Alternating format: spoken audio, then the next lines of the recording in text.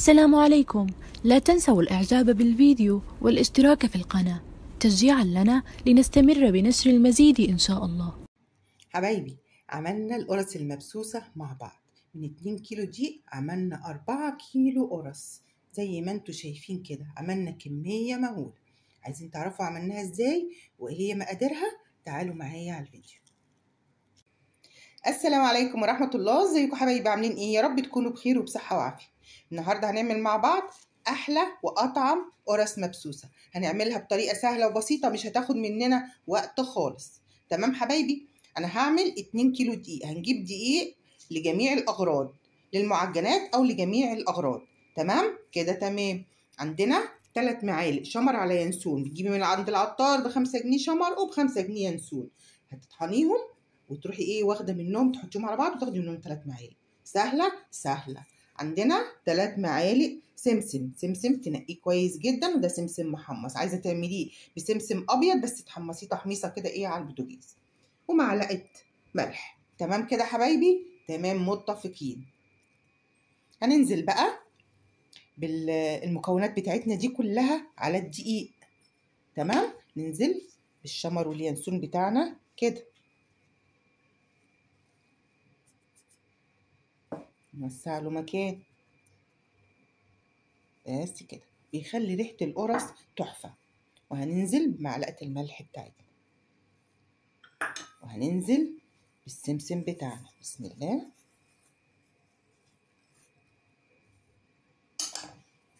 تمام كده. وهننزل بباكو بيكنج باودر. كله تمام؟ كله تمام. نقلب بقى الحاجات الحلوة دي كده مع بعض. احنا هنعمله بسمنة مقدوحة. ال2 كيلو دقيق بياخدوا 800 جرام سمنة، يعني الكيلو دقيق بياخد 400 جرام. بنحط السمنة بتاعتنا مش بتكون سمنة خالص، لا، يعني ال 800 جرام دول بنشيل منهم كوباية ونحط مكانها كوباية زيت بس يكون نضيف، ما يكونش لا ليه طعم ولا ريحة. كوباية الزيت دي بتخلي القرص تحفة، بتوديها في حتة تانية. تمام؟ تمام. أنا بقدح السمنة دلوقتي على البوتاجاز. هنحضر بقى الخميرة بتاعتنا. هنحط بقى معلقتين سكر. بسم الله. وهنحط معلقة خميرة حرامية بس كده، وكوباية مية. هنقلب بقى المكونات دي كده مع بعض، ندوب السكر كويس. الخميرة طبعا عشان تعرفي ان الخميرة بتاعتك كويسة لازم تعمل فقاعات كده وتفور تتضاعف. لو ما عملتش كده تبقى الخميرة صلاحيتها منتهية. بس انا عشان الخميرة دي عندي انا مجرباها، فانا عارفة ان الخميرة بتاعتي شغالة تمام. هنركن بقى المكونات بتاعة الخميرة دي على جنب ونرجع للدقيق بتاعنا. تمام. دلوقتي هننزل بالسمنة بتاعتنا اللي احنا قادحينها على الدقيق. خلي بالنا بقى كويس جدا واحنا بننزل بالسمنة، علشان بتبقى بقى ربنا يكفينا شر النار وعذابها. نجيب السمنة بقى علشان نعمل القرص الجميلة دي مع بعض.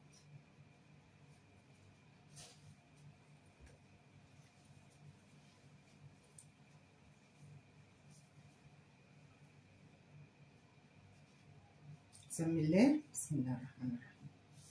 بصوا الفوران لازم تكون كده مقدوحة قوي.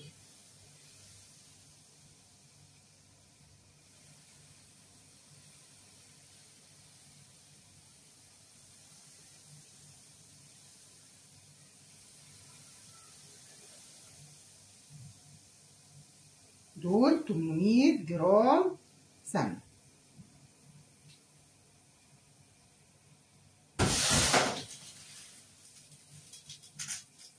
اوعوا تنسوا تقلبوا بايديكم. بنقلب بمعلقة خشب زي كده او بمعلقة عادية، بس عشان ما تتقل. الموضوع صعب جدا.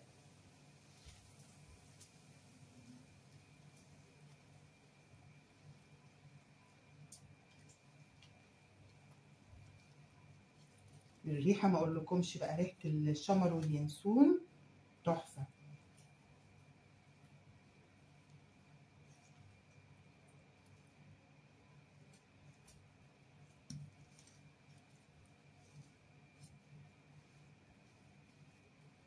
نقلب بقى الدقيق مع السمنه كويس لحد الدقيق ما يبقاش باين، يندمج مع السمنه، ما يبقاش فيه اي اثر للدقيق.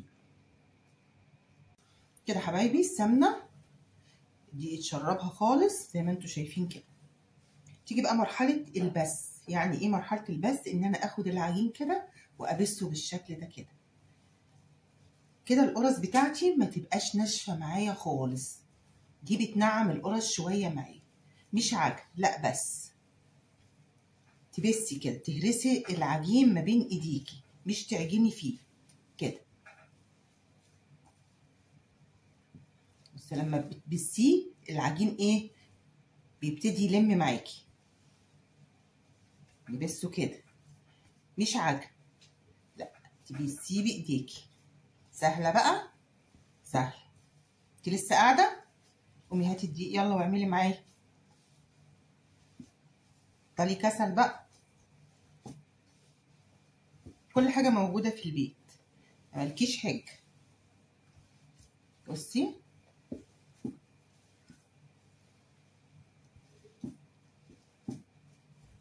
من ايديكي كده او كده،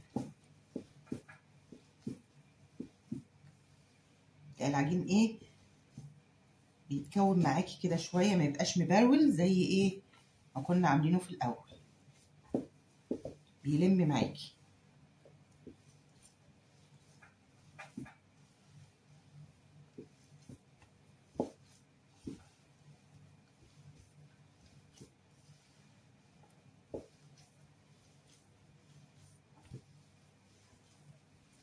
لاحظين انتوا؟ بصوا بقى عامل ازاي، عجينه ايه ملمومه خالص معايا. بس فيه كده ايه شويه كمان. دي اهم مرحله في القرص المبسوسه. بس اسمها قرص مبسوسه ليه؟ عشان دي اهم مرحله فيه.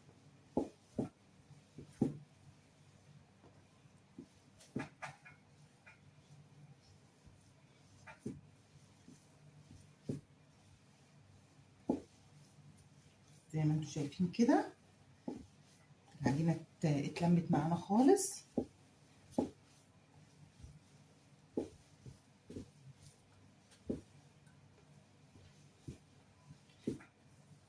الخميره بتاعتنا ما شاء الله اتضاعفت. هنبتدي بقى ايه ننزل بالخميره.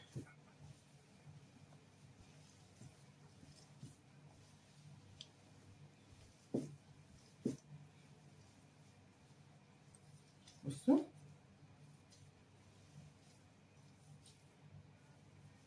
ننزل بقى بالخميره.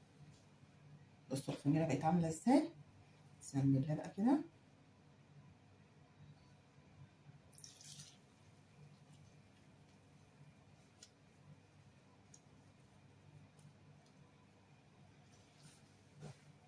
نبتدي نلم العجين.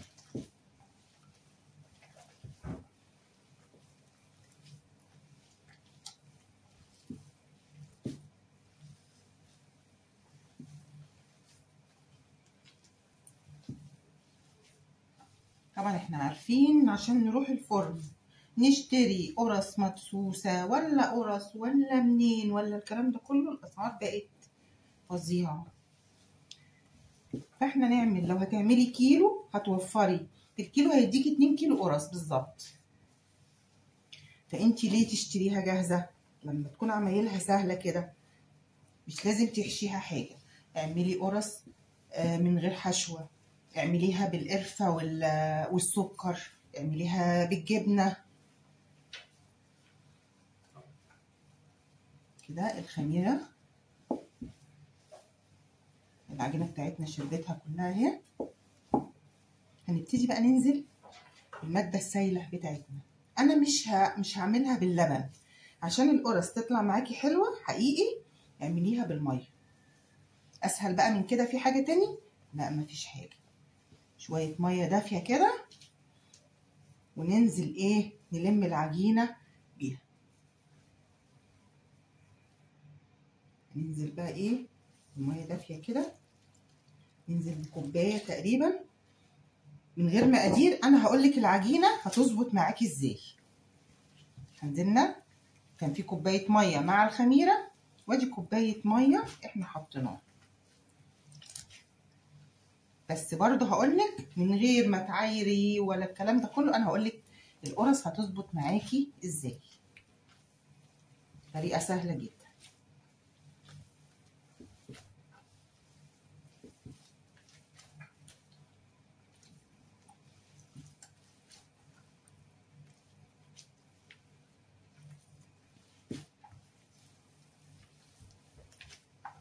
كده هتلتي العجينة شوية. احنا عملنا بسناه ما بين ايدينا. كده هنلتي العجينة شوية.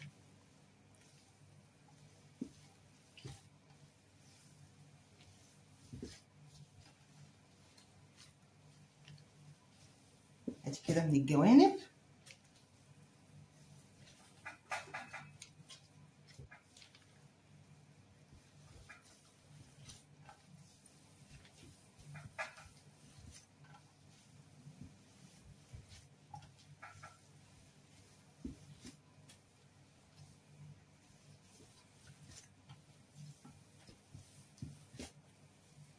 هي لمت معانا بس ما لمتش قوي.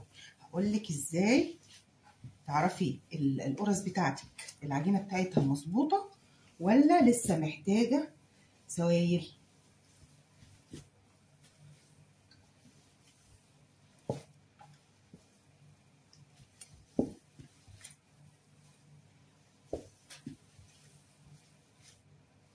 لما ناخد كده حتة عجين نعملها زي الكرة كده، ونبتدي من النص كده ايه نعملها بصبعنا، هنلاقيها تشقق من الجوانب كده. طالما شققت من الجوانب يبقى لسه محتاجة مادة سائلة. هننزل بكوباية، نص كوباية مية، نص مش كوباية، حبة بحبة كده.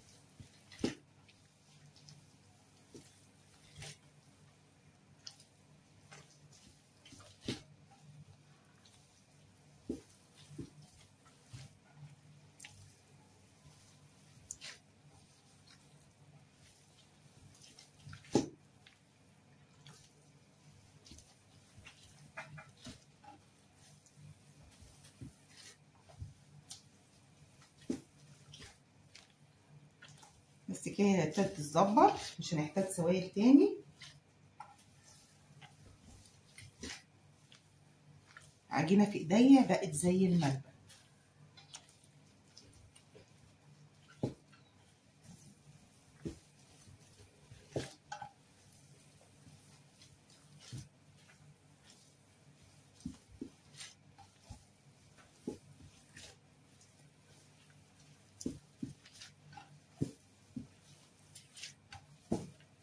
تبقى ملمومة ازاي معايا.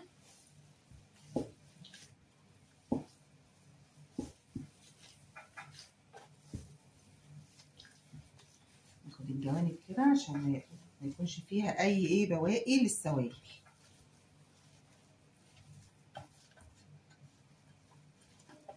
بس كده اتلمت خالص العجينة.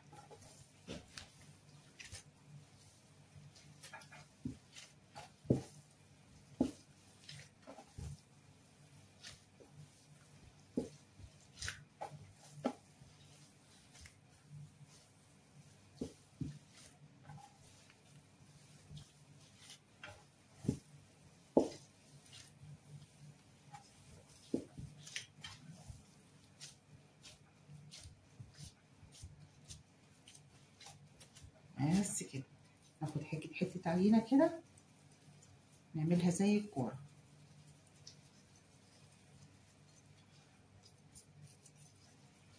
وهننزل كده بصبعنا من النص. بصوا مفيش اي تشققات حوالين ايه القرصة اهي. كده العجينة بتاعتنا بقت ايه 10 على 10. هنغطيها بقى بأي كيس بلاستيك كده نغطيها كده ايه كيس بلاستيك، كيس سندوتشات فتحناه وهنحطه عليه. تمام. هنشوف بقى الحشوه اللي احنا هنحشي بيها القرص. انا هحشيها بالعجوه. تعالوا اقول لكم هنعمل ايه في العجوه اللي هنحشيها بيها. دي حبايبي كيلو عجوه اهي، والعجوه اصلا طريه ما شاء الله، بس احنا برضو علشان ما تنشفش مننا في القرص هنعمل ايه؟ هننزل عليها بمعلقه سمنه،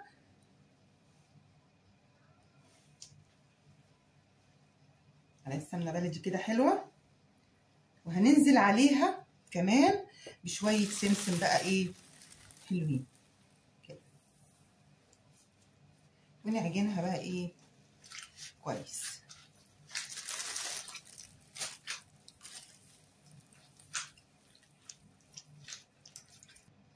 كده حبايبي زي ما انتم شايفين العجوه ما شاء الله بصوا بقت عامله ازاي. تمام.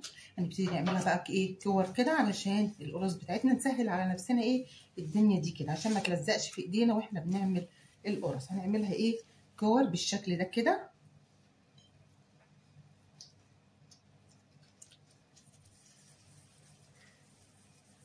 عايزه تحشيها ملبن، عايزه تحشيها قرفه وسكر، زي ما انت عايزه احشيها. تمام. بس بلاش تحشيها جبنه لان دي قرص مبسوسه مش هتنفع فيها الجبنه. هي عايزه يا ملبن يا عجوه يا سكر وقرفه. هنبتدي نخلص الكميه دي كلها نعملها كور زي ما قلت لكم كده، وبعدين نشتغل على طول في القرص بتاعتنا. مش هنسيبها تخمر، احنا كمان هنسويها في نفس الوقت. انت لسه قاعده ما تقومي تجيبي شويه دقيق وتعملي زيي، يلا بسرعه كده حبايبي. خلصنا العجوه. تمام. نبتدي بقى ايه جبنا الصينيه بتاعتنا وهنبتدي نشكل القرص بتاعتنا. ناخد حته، مش عايزينها تبقى كبيره قوي بيبقى شكلها ايه مش حلو، عايزينها تبقى ايه صغيره كده زي الجاهزه واحلى كمان. هنكعورها زي اقفل هندورها كده زي الكوره، بصوا قد البضايه كده. وهناخد حته عجوه من دي كوره كده، بس هنبططها بايدينا كده عشان تبقى ايه واخده القرصه كلها كده، وهنلم عليها القرصه بالشكل ده. عايزيني بشرح بالتفصيل، ما عندكيش حجه بقى قومي اعملي القرص ما تبقيش كسلانه. بصوا اهي هنبططها كده ايه، بصوا زي الملبن العجينه، ملبن محشي عجوه. بصوا جميله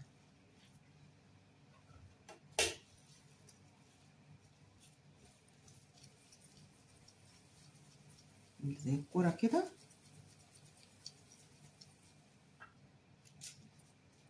بططيها كده بايديكي، والعجوه برضو بايديكي كده، ايه تحطيها في القرص وتلمي القرص عليها من تحت لفوق كده. تمام. بس وتدوريها تاني زي الكوره.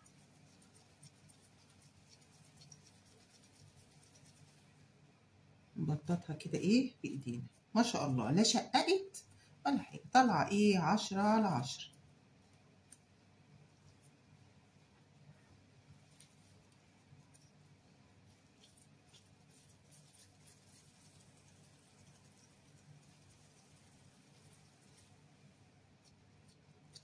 كده والعجوه بايديا التانيه كده. تمام كده. عايزه اقول لكم ريحتها تحفه تحفه، تتاكل ني.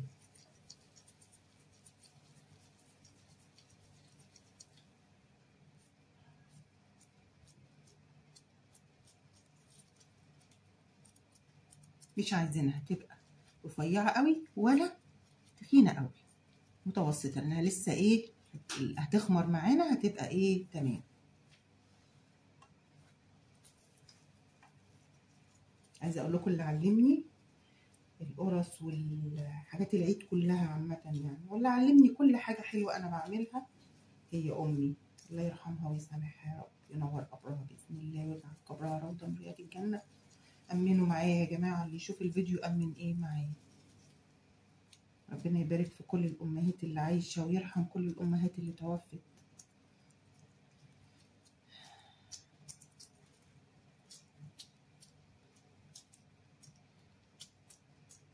تمام كده. اكمل انا بقى بقيه القرص دي لان احنا هنقعد مع بعض كتير عشان ما اطولش عليكم الفيديو. تمام حبايبي. اللي هو كويس، انا ما اتقفلتش معايا كويس فالعجوه ايه كانت باينه. بس كده.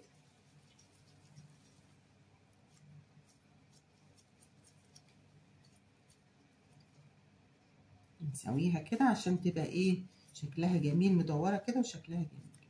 تمام حبايبي. هكمل وارجع لكم تاني. حبايبي انا خلصت الصينيتين دول. هنبتدي بقى ايه عشان احطهم في الفرن. نبتدي نعملها بالسكينه كده زي الجاهزه. تمام. شرطتين كده بالسكينه.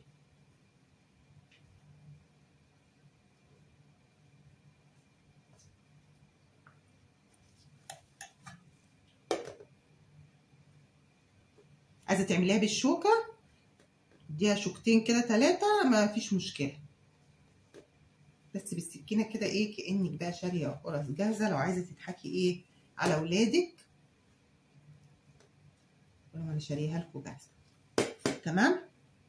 هنبتدي بقى هندخلها الفرن على درجه حراره 200. تمام. وهرجع لكم تاني. ايه رايكم حبايبي بقى؟ خلصنا القرص بتاعتنا وطالعه حكايه. كل الكميه دي من 2 كيلو دقيق عملنا حوالي 4 كيلو قرص. وقرص ايه يعني ما حصلتش حاجه كده، ايه تحفه تحفه تحفه ما شاء الله. بصوا دي انا القرصه قسمتها ايه بالسكينه 2 كده تبقى صغيره. بصوا بصوا الجمال، بصوا قلب القرص عامل ازاي، بصوا الجمال ما شاء الله. طلع حكايه تحفه تحفه تحفه. كميه كبيره جدا من 2 كيلو دقيق، ما خدوش مننا وقت خالص. شويه دقيق وشويه ميه، السمنه موجوده في البيت، الخميره موجوده في البيت، كل مكوناتها موجوده في البيت. فاحنا ما عندناش حجه ان احنا نقول ايه نشتري من الفرن. وسهله جدا جدا، ما خدتش مننا وقت خالص. احلى قرص لاحلى متابعين. حبايبي بصوا الجمال، شوفوا القرصه بتتقسم ازاي ما شاء الله. بصوا بصوا هي مش ناعمه ان هي تتهري في ايدك، لا هي مظبوطه حاجه كده ايه. والعجوه ما شاء الله طريه جدا، حاجه كده تحفه تحفه تحفه. حبايبي كل اللي شاف الفيديو يقوم بقى يتشمر كده ويعمل شويه قرص. جربيها في نص كيلو، جربيها في كيلو، ما تعمليش كميه. طبعا هتلاقي النتيجه مبهره، فبعد كده تبقي تزودي براحتك. امشي بس على الخطوات خطوه خطوه وهتطلع معاكي 10/10 زي دي بالظبط، وهتبقى احلى كمان. تمام حبايبي جربوها. ما تنسونيش في الدعاء، لايك وشير، واللي ما اشتركش في القناه يا ريت يشرفني بالاشتراك فيها عشان يوصل له كل جديد. اسيبكم في رعايه الله وامنه، والسلام عليكم ورحمه الله.